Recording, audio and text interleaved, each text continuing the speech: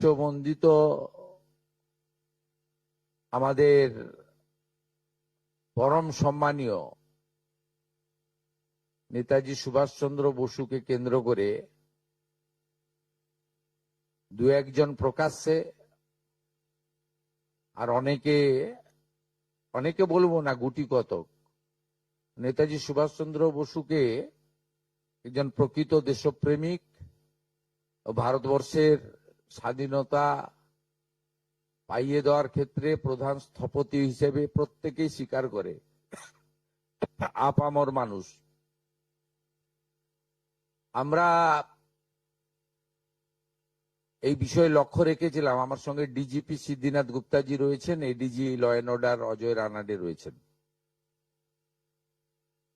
আমরা পরিষ্কারভাবে আমাদের সাইবার সেলকে ইনস্ট্রাকশন দিচ্ছি। মিস্টার সঞ্জয় সিং আছেন ডিজি সাইবার, এবং ওখানে অশোক প্রসাদও আছেন, তাকে ডিজিপি সাহেব নির্দেশ দেবেন যারা সোশ্যাল মিডিয়াতে পশ্চিমবঙ্গের অধিবাসীরা নেতাজি সুভাষচন্দ্র বসু সম্পর্কিত অপমানজনক মিথ্যা অপপ্রচার করার দুঃসাহস দেখিয়েছেন,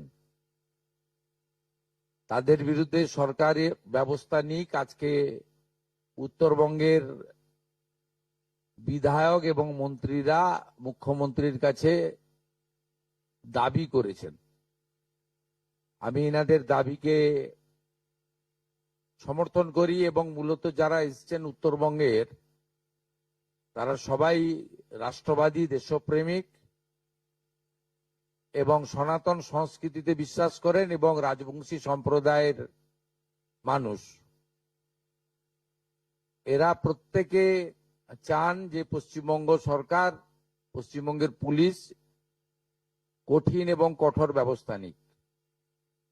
যেখানে অভিযোগ আমরা পেয়েছি, ভারতীয় ন্যায় সংহিতা অনুযায়ী সেকশনে কেস হবে।